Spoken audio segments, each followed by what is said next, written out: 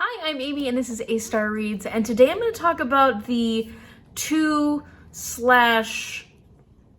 readathons that I'm going to be doing in the month of September. So I did my TBR video. If you have not already seen it, go ahead and check it out. I'll link it up here and then in the description box down below. It was good. I think things turned out fairly well this month, but I didn't have enough time to talk about what my TBRs for the readathons are going to be this month. So I figured I'd do that separately, and I'm really excited about this because there's some really cool readathons this month in September, and I wanted to do more. There's other readathons that I would have liked to have done in September, but these are the ones I found out about first, and so these are the ones that I'm going with. So first, let me talk about the Magical Readathon with G from Book Roast. She's hosting this ongoing readathon where we'll start out on the novice path, so to get to this magical school where we'll be going to school to learn some kind of magic, we have to get there first. And then after actually reaching the Orilium Academy, G is going to have more readathons that are going to happen, I think, in April and maybe in August. And these are going to be exams, like exams that you have to take after your first spring, after your first fall. And then you've got like different levels you can do to get higher within the school. I think that's kind of how it is. She explains it way better than I do. So go ahead and check out her announcement video, which I will link down below. You have until like April, the first term of school, to choose your character, but I was able to work it out for my TBR right now. So I'm going to pick my character, and then I'm going to tell you what it will take for me to get to the Orilium school. First, let's talk about my character. So my background is that I come from an urban setting. I was originally born in a city. So in order to establish this part of my character, I need to read a book that's set in a city or a town. So I'm going to be using The Antelope Wife by Louise Erdrich for this because this is set in Minneapolis, and this is a book for my Trash My TBR, which I'm hoping to get to in September. Next, the province I come from. I originally come from Carador, which is a pretty large and populous province. And look, there's a little, I get distracted by all the things that are happening in this video. There was a squirrel. I squirreled for the squirrel.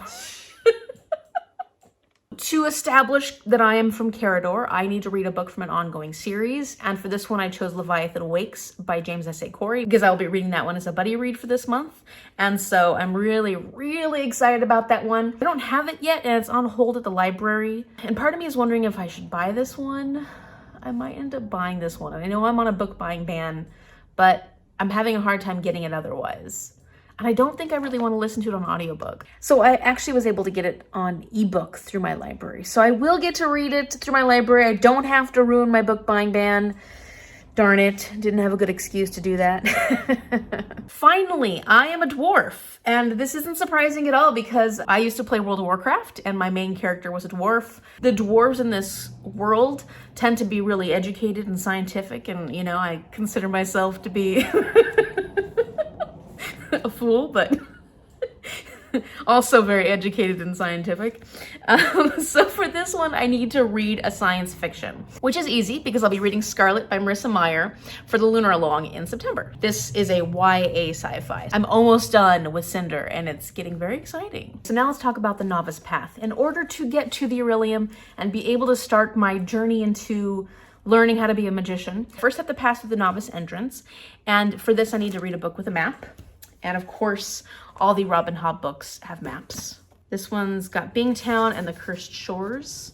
So that one works well. And this one is one I want to get into, but I'm also, I don't know why I'm so hesitant. I'm hesitant because it's so long, but I also am really excited to read this one. I think it's because I'm working on other books right now that are really long. So I'm kind of like, oh, the idea of adding another huge book is daunting, but I'll get to it. And this is part of my path, so I have to get to it. And part of a buddy read, so I have to get to it for that reason too. After I have passed through the novice path entrance, I'm going to reach the Ashtorn Tree.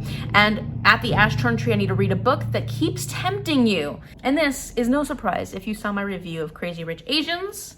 I'm picking up China Rich Girlfriend, which is the second in that series, and I'm so excited to read this. I can't wait to find out what crazy things these people have coming up next, because there's a lot of interesting characters in here. After passing the Ashtorn Tree, I will make it to the Mist of Solitude, and there I will need to read a standalone, which makes sense, because it's the Mist of Solitude. So very clever Gee, very clever. For this one, I'm reading 12 Years a Slave by Solomon Northup, and I expect this one to be a very sad read. Then we travel to the Ruin of the Sky, and there I need to read a book featuring ghosts, haunted houses, or supernatural elements. And for this one, I'm going with The Mysteries of Udolpho by Anne Radcliffe. I'm not sure if the house is actually haunted, but the character in the story thinks it is. And yeah, I finally made it to page 48, so I've definitely made it further. I'm enjoying what I've read so far, but man, the writing in this book is so teeny. So teeny. And there's a lot of pages here with really teeny writing. But I did work on it a little bit, so progress has been made. But yeah, the whole point is that this is definitely a like ghost mystery type of haunted place. I don't know if there is any actual supernatural elements to it or if it's just assumed that there are, you know what I mean? Next, I travel to Obsidian Falls, and there I need to read a thriller or mystery. So for this one, I'm going with Dark Matter by Blake Crouch because this one is a thriller sci-fi. I have heard some interesting comments about this book that it's just going to mess with my head completely. And that's typically what I think of when I think of thrillers. So I'm excited to read this one. Next, we hit the Tower of Rumination. And there at the tower, I have to decide what book I think will be a 5-star prediction.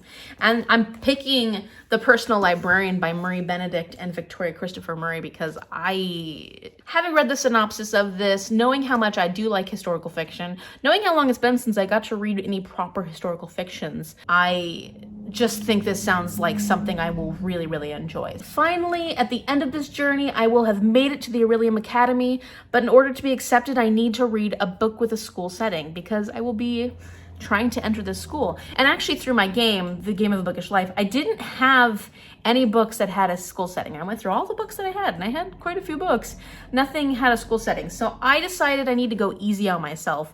But still, I wanted to pick a book specifically for this prompt. So I'm picking up my very first manga, and I'm so excited about this because I've never read a manga before. I have told you in the past that my experience with graphic novels in general have been a little, I don't want to say hit or miss because they've all just been sort of good. They've all been like in the 3-star range. I haven't read a graphic novel yet that I think I've rated higher than 3 stars. Oh no, I might have given one a 4-star, but most of them have been 3 stars. So I'm excited to keep trying more and seeing how I feel about them. And this is about a guy named Ken who is really excited because he's going to be going on a date with this girl named Rize. Rize, R-I-Z-E. Rizzy? I'm not sure. And I like the description of this. It says, but it turns out that she's only interested in his body. In eating it, that is. So this is a book where people who get bitten or something by ghouls end up turning into ghouls themselves, I think. I'm not sure. So I'll be reading this first one. I'm really excited about checking it out, and it has a school setting, so it's perfect. So that's it for the Magical Readathon. I'm really excited about this one, and I can't wait to see how G sets it up for the exams come April. I'm curious. I never participated in the previous version of this, so I'm really excited to see what's going to happen going forward. Before I talk about my TBR for the other readathon I'm participating in, I wanted to mention the Bookoplathon really fast. I really wanted to be able to participate in this, but as I said in my TBR video from the prior month, I'm trying to go easier on myself. I need to let up a little bit and not make my TBR so long, which is really hard for me because there's so many books I want to read. And I forgot to mention that the Bookoplathon is hosted by Becca from Becca and the Books, and I absolutely love her channel, love her Bookopoly game. She has been doing this for a very long time, and I like all these iterations of the Bookoplathon.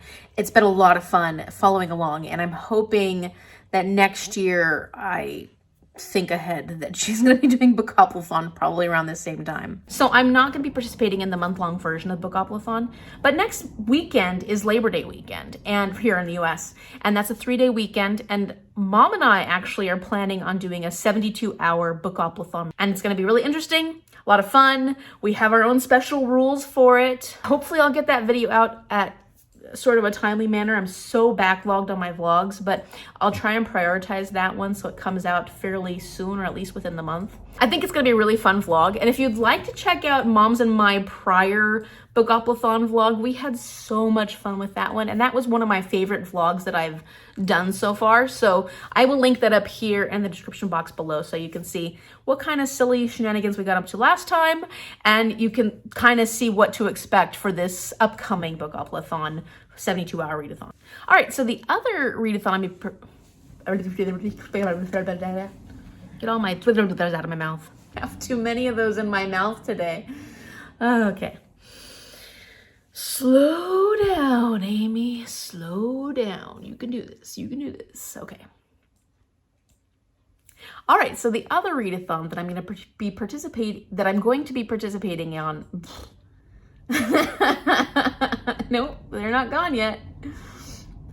All right, so the other readathon that I'm going to be participating in this month is the Not Safe for Workathon, the BDSM version. And I know that this isn't going to be for everyone, so if the idea of this readathon makes you uncomfortable, you might want to stop the video right now because I will be talking about some things that are not safe for younger ears. But I'm really excited about this readathon. So it goes the whole month of September, just like the magical readathon. And at this point, I am officially giving my consent because I am going to be playing this game.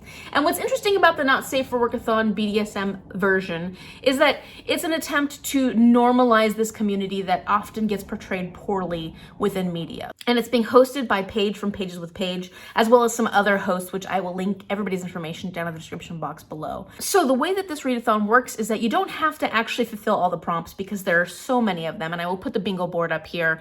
What you have to do is create scenes for yourself, things that you want to experience this month. So I'm creating my own scenes based off the prompts that I feel like I can fulfill this month. And I'm really going based off books that I already have so that I can make my TBR work for me. So the first prompt is Butt Plug, and that is a book that's over 500 pages. And for this one, I will be reading Leviathan Wakes by James S.A. Corey. Next, I want to get into the community spirit. So for this, I'm going to uplift some community members, and I'm not quite sure yet how I want to do this, but I'll figure that out over the month because I'm excited to support my fellow BookTube community members. The next prompt is Impact, a book that is powerful or intimidating. And for this one, I'm going with 12 Years a Slave by Solomon Northup.